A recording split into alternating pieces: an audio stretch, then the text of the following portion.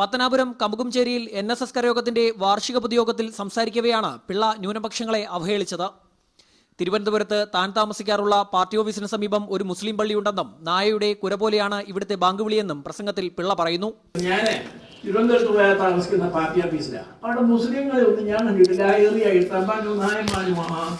ഇപ്പൊ കുറെ ആളുകൾ പട്ടികാധികാരുണ്ട്. പക്ഷെ ഇപ്പം പട്ടിയുടെ കുര പോലെ തന്നെ 5 പേര് ഉറങ്ങുന്ന അടുത്തൊരു പള്ളി കൊണ്ടുവച്ചങ്ങ് വാങ്ങുവില്ല.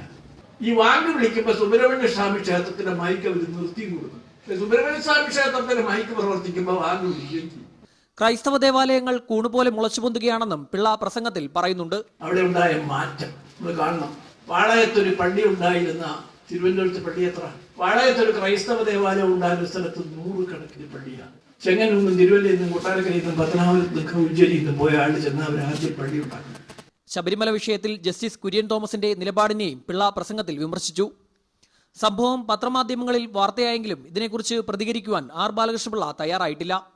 ക്യാമറ പേഴ്സൺ അരുൺ മോഹനൊപ്പം ശ്യാമാർ ബാബു, മീഡിയ 1 കൊല്ലം.